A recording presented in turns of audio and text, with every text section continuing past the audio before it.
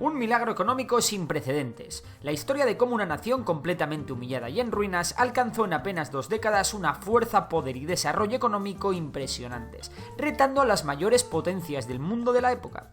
Pero ¿cómo ocurrió todo esto? ¿Qué hizo Alemania para reconstruirse y volver a desarrollar su industria a pesar de las sanciones de las potencias occidentales? ¿Era Hitler un genio de la economía?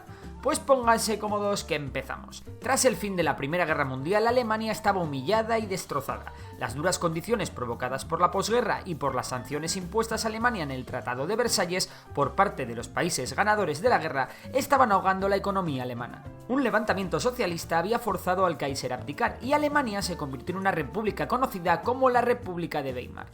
Una república que durante sus primeros años de vida vivió en sus propias carnes una gran inestabilidad social, política y económica. La joven República de Weimar, es decir, la nueva República Alemana, estaba obligada a pagar unas costosísimas reparaciones de guerra a los países vencedores. De hecho, Alemania terminó de pagar estas reparaciones de guerra en 2010, ya con Angela Merkel como canciller de Alemania, así que imaginaros. Además, Alemania tenía que incrementar su gasto público ya que la producción del país estaba por los suelos. Y es que los aliados habían ocupado grandes zonas industriales del oeste alemán. Por si esto fuera poco, Alemania se había pulido en el conflicto todo lo que tenía e incluso lo que no tenía, adquiriendo un montón de deuda tanto pública como privada. Y ante este panorama, ¿qué podía hacer Alemania? Pues poca cosa salvo una, emitir más dinero con el que hacer frente a sus deudas. Pero como ya hemos visto en vídeos anteriores, ¿qué pasa cuando imprimes dinero sin control? Pues sí, que la hiperinflación llama a tu puerta, llevando al marco alemán a no valer nada. Los fajos de billetes se empleaban para avivar las chimeneas o para que jugasen los niños. 4 trillones de marcos llegaron a valer tan solo $1. En la práctica esto significó que muchas familias perdieron de golpe todos sus ahorros, ya que el dinero que tenían guardado no valía para nada. Como muchos sabréis, esto causó un clima súper tóxico en Alemania, en el que personas de todas las ideologías conspiraban para hacerse con el poder. Una de estas personas fue Hitler, quien, con un discurso populista, supo ganarse a gran parte de la clase trabajadora alemana, que azotada por la crisis y cegada por el odio que había dejado en ellos la Primera Guerra Mundial y la humillación del Tratado de Versalles, no dudó en engrosar las filas del Partido Nacional Socialista Alemán. Alemania consiguió estabilizar su economía con una nueva divisa ligada al oro, y gracias a que los aliados, con Estados Unidos a la cabeza, consiguieron estabilizar la maltrecha economía alemana gracias al Plan de Ewes. Este plan consistía en grandes créditos a Alemania para que ésta restableciera su industria y en la implementación de una moneda basada en el patrón oro. Algunos preguntaréis, ¿por qué los aliados ayudaban a Alemania? Pues no fue un ataque de piedad ni de altruismo, sino algo mucho más sencillo. Básicamente, una Alemania arruinada jamás iba a ser capaz de pagar las reparaciones de guerra, por lo que en cierto modo para los aliados que Alemania resurgiese tímidamente de sus cenizas era una buena inversión. De hecho, los aliados pusieron en marcha el Plan Young para facilitar a Alemania el pago de las reparaciones de guerra.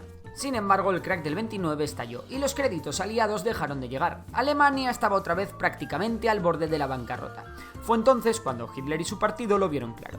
Esta era la oportunidad que necesitaban para ganar aún más adeptos entre los alemanes patriotas descontentos y hacerse de una vez por todas con el poder absoluto. Y así sucedió. En 1933, la República de Weimar había sido desmantelada y comenzaba una nueva etapa para Alemania, el Tercer Reich. Todos sabemos cómo se las gastaban estos señores, pero este vídeo no va sobre eso, sino sobre cómo en tan poco tiempo Alemania volvió a convertirse en una nueva superpotencia económica y militar. Reavivar la economía alemana no iba a ser tarea fácil, pero Alemania tenía claro cuál era el pilar fundamental de toda esa recuperación: el gasto público. Alemania pronto puso en marcha 2 programas muy ambiciosos. Por un lado, diseñó un plan de infraestructuras públicas, creando una importante red de carreteras, ferrocarriles, puertos, aeródromos y demás. Por otro lado, Alemania comenzó a reorganizar y rearmar sus fuerzas armadas, creando una gran industria armamentística especializada en todo tipo de equipamiento bélico. Hablamos de carros de combate, de fusiles, de aviones, de barcos de guerra, todo tipo de vehículos blindados, munición y mucho más. Con Hitler en el poder, prácticamente todos los proyectos públicos industriales estaban centrados en preparar al país para la futura Segunda Guerra Mundial. Estas políticas de gasto público contribuyeron a reducir el desempleo una barbaridad, pero no es oro todo lo que reluce. Para falsear las estadísticas, el régimen alemán contaba como trabajadores a prisioneros, voluntarios e incluso a trabajadores forzosos a los que el Estado obligaba a realizar los trabajos más duros por sueldos míseros. Además, el régimen concedía generosos créditos y ayudas por casarse y tener hijos. De esta forma, se sacó a cientos de miles de mujeres del ámbito laboral, reduciendo el desempleo y además se incentivó la natalidad, algo que el régimen veía necesario para cumplir con sus planes expansionistas. Pero es que aún hay más. A muchos judíos directamente se les despidió o se les confiscaron sus negocios para que estos fueran ocupados por alemanes no judíos. Sin embargo, aún con todo esto, la economía alemana crecía al calor de las infraestructuras y el rearme militar. Vale, ya sé lo que me vais a decir. ¿Tan fácil era todo como que el gobierno gastase más dinero? ¿De dónde sacaba el régimen alemán el dinero para todo este desarrollo? Pues para empezar, una de las primeras cosas que hizo Hitler fue negarse a pagar las reparaciones de guerra previstas en el Tratado de Versalles. Pero fuera de ese argumento un poco simplista, tenemos 4 motivos más claves en el desarrollo económico de Alemania. A los que hayáis jugado al Hearts of Iron os sonarán los bonos MEFO. Los bonos MEFO fueron un instrumento de ingeniería financiera y contable cuya finalidad era camuflar el déficit del gobierno alemán y conseguir financiación emitiendo estos bonos en paralelo a los bonos gubernamentales normales, los cuales estaban sujetos a una serie de restricciones. Es decir, los bonos MEFO fueron una jugarreta que permitió al régimen alemán tener un déficit mayor de lo que normalmente habría podido tener. De hecho, para asegurarse de que los bonos nunca se cambiasen por marcos y creasen inflación, el periodo de vencimiento de los bonos de 90 días se llegó a extender hasta los 5 años. El instrumento era tan opaco que la cantidad total de billetes MEFO emitidos se mantuvo en secreto. Los bonos MEFO fueron perdiendo eficacia con el tiempo, pero en los primeros años del Reich fueron muy importantes para financiar el rearme de las fuerzas armadas alemanas. También muchas empresas que prestaron servicios al Estado cobraban en forma de bonos gubernamentales y no en dinero. Es decir, resumiendo todo ya mucho, el Estado alemán se endeudó por encima de sus posibilidades. Otro factor que explica el rápido crecimiento económico de Alemania en estos años es su política expansionista. El 13 de enero de 1935 Alemania recupera el territorio de la cuenca del Sarre y su correspondiente industria. Sin embargo, esto no fue nada comparado con la anexión alemana de Austria en 1938.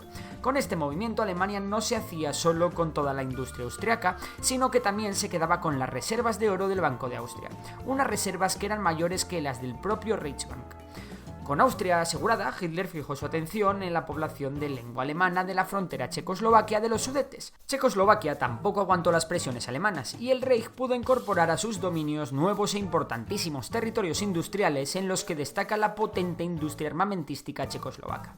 Y así es como, mediante la anexión de diversos territorios con sus correspondientes industrias, recursos y reservas, Alemania consiguió una importante cantidad de dinero con el que financiar sus programas de tan elevado gasto público. Por otro lado tenemos las privatizaciones. Otro de los pilares en los que Alemania basó su búsqueda de fondos para la futura guerra fue la privatización de empresas públicas. Esto básicamente significa que el Estado alemán vendió grandes empresas públicas a inversores privados alemanes. Y no hablamos de empresas pequeñas, estamos hablando de gigantes como los 4 principales bancos comerciales de Alemania, la empresa de ferrocarriles alemanes, que en ese momento era la mayor empresa pública del mundo, o por ejemplo la Vereinigte Stadtwerke, la segunda sociedad anónima más grande de Alemania, así como otras diversas grandes navieras. Con este movimiento, el régimen alemán no solo buscaba una fuente alternativa de ingresos, sino también mejorar la competitividad de las empresas, buscar una mejor eficiencia de estas y estimular el desarrollo tecnológico de la industria alemana. Y por último, y no por ello menos importante, tenemos el confiscamiento de bienes como fuente de ingreso. La comunidad que más sufrió el expolio de sus bienes fueron sin duda los judíos. Prácticamente desde que Hitler llegó al poder, se diseñó una amplia batería de impuestos destinados a aflorar toda esa riqueza judía y confiscarla. Hablamos de intervención de las cuentas, de trasvase de recursos al Reichsbank, de impuestos de hasta el 25% sobre las propiedades judías. Incluso un judío que quisiese abandonar Alemania tenía que dejar el 90% de su patrimonio y todas las propiedades le eran confiscadas antes de marchar. De hecho, el 15% de la gran empresa alemana a principios de los 30 tenía gestores de origen judío. En 1938 todos ellos habían sido sustituidos por no judíos y sus negocios y empresas fueron confiscados. En periodo de guerra, el expolio a todos los judíos deportados a los campos de exterminio, muchos de ellos procedentes de los nuevos territorios conquistados, aumentó de manera considerable. Esta fue una gran fuente de materiales preciosos en los que se fundía hasta el oro de los dientes de los prisioneros. También una gran fuente de artículos cotidianos como ropa, carritos de bebés, ortopedias y mucho más. Y así es como Alemania pasó en pocos años de estar completamente arruinada a poder armarse hasta los dientes y poner a las democracias occidentales ante el mayor reto de su historia. Es indudable que Alemania consiguió su objetivo de prepararse para la guerra en poco tiempo, pero también es cierto que los cimientos económicos sobre los que se había levantado la nueva Alemania eran muy endebles y a largo plazo es muy posible que el castillo de naipes hubiese colapsado. Sin embargo, fue la tormenta militar y no la económica la que acabó haciendo perder la guerra alemana. Pero bueno, ¿y tú qué crees? ¿Fue realmente un milagro económico o Alemania estaba hipotecando su futuro y se le venía otra gran crisis encima? Si te ha gustado el vídeo ya sabes que puedes suscribirte al canal y darle like. Por lo demás, un saludo y hasta la próxima.